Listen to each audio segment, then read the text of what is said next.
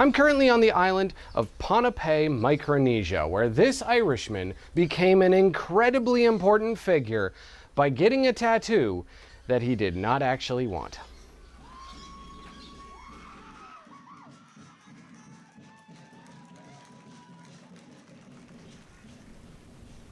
Let me take you back to 1826, to a ship sinking deep in the Pacific, to its last 7 souls now floating on a life raft 4 days from anywhere, 2 of whom will die within the first 48 hours. But not 18-year-old James O'Connell. He's a survivor, and after 4 nights on that blinding ocean, he sees a speck on the horizon, salvation, an island that few from his world had ever returned from, Pohnpeian, the great jewel of Micronesia. But the island saw him, too.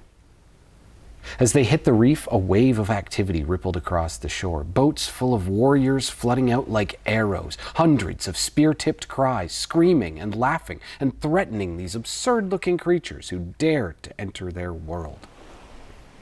And like a pagan god, they brought the rain. Spears and stones landing about that boat like a torrent from the sky. And surely they thought to themselves, today will be the day that we die. So they laid as low in their ship as their tired bodies would allow, their final hope. And as they sunk from sight, as if by miracle, the storm simply stopped. The cacophony of war all quieted back into the soft lapping of the lagoon's waves.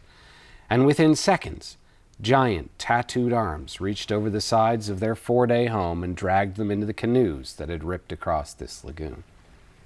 Into the jungle those Europeans went, straight towards 3 fires that burnt like signals to God.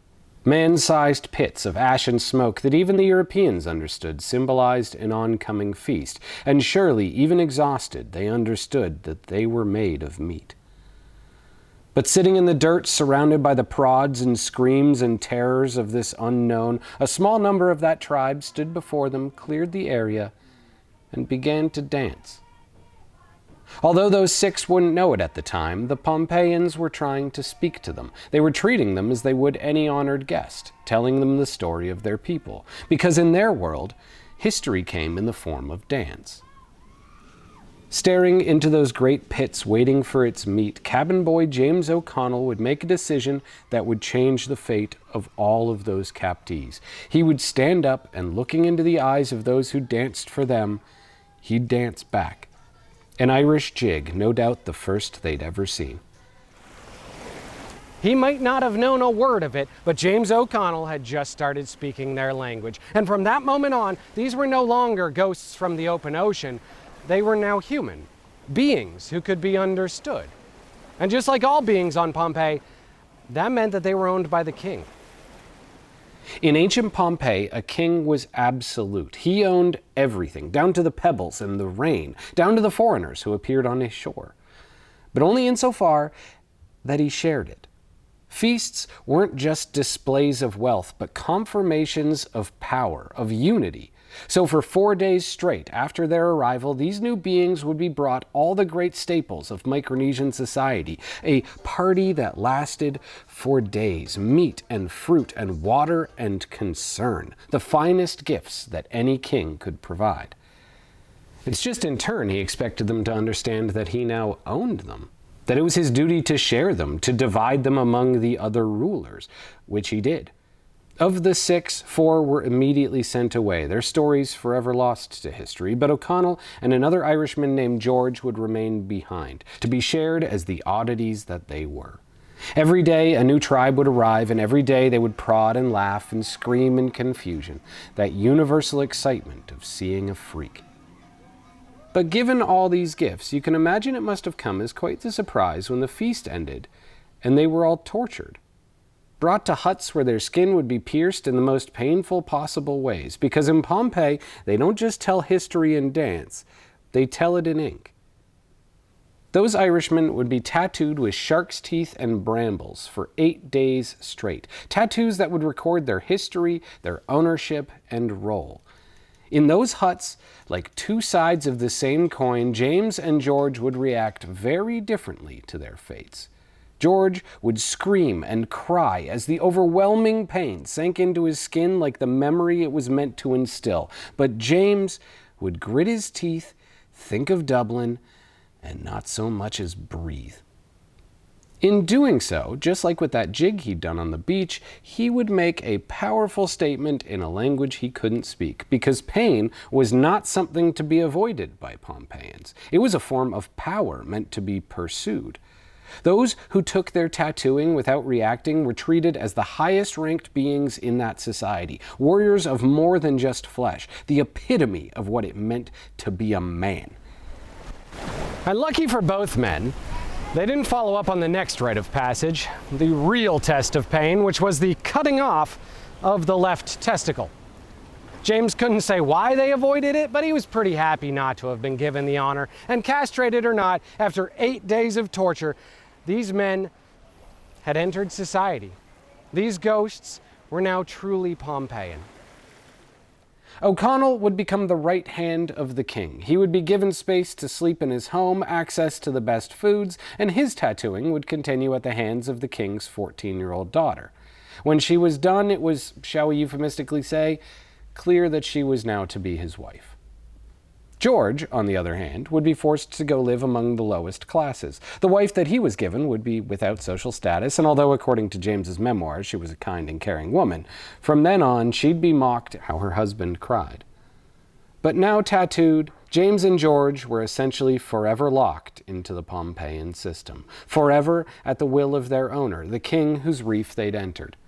When they left the boundaries of his land, they were beaten severely and forced to return. When they got permission to visit other areas but took too long to come back, beaten severely and forced to return. Their tattoos meant that everyone could read their story. It meant they all know to whom they belonged, and in turn, there was nowhere they could go that people couldn't just read them.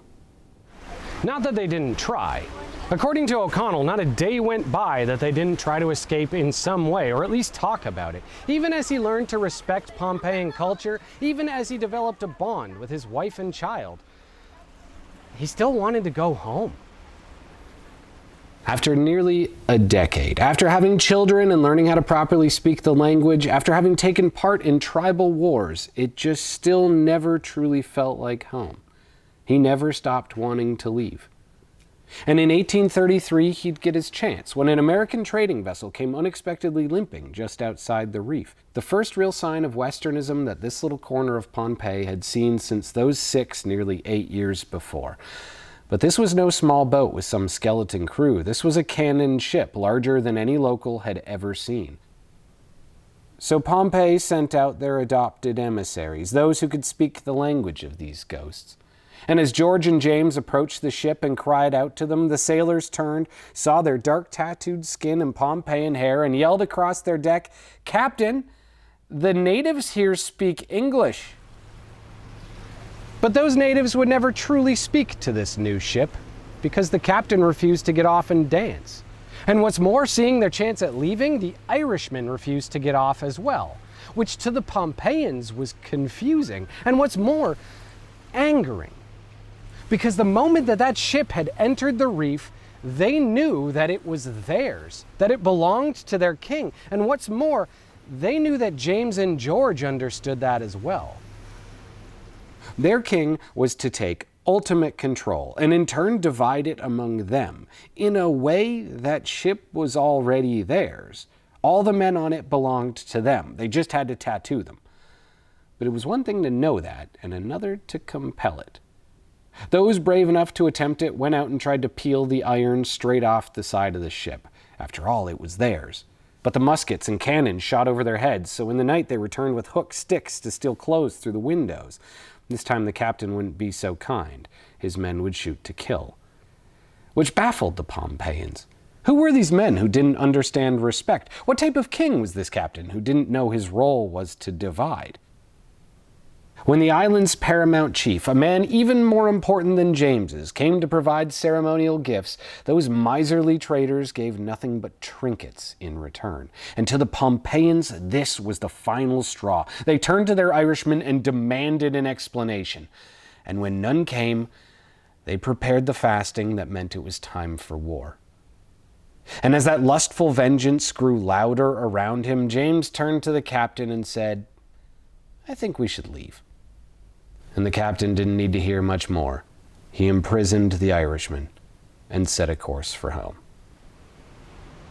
Within a few months, they'd enter the port of Halifax, Canada. And George, in true George style, would immediately get sick and presumably die.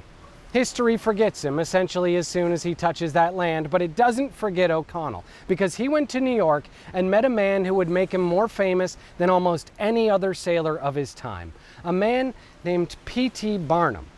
And from there, he would live the life of a freak, becoming one of the most famous circus attractions to ever live. Through Barnum's circus, O'Connell would become known as the first tattooed man in America, certainly the first one to tour it. Through those lines on his skin, he became one of the most recognizable men in the country. Everyone knew his story. Everyone knew who he belonged to. From human zoo to human zoo, that universal excitement of seeing a freak.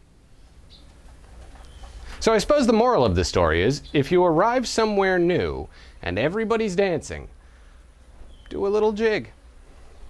This is Rare Earth.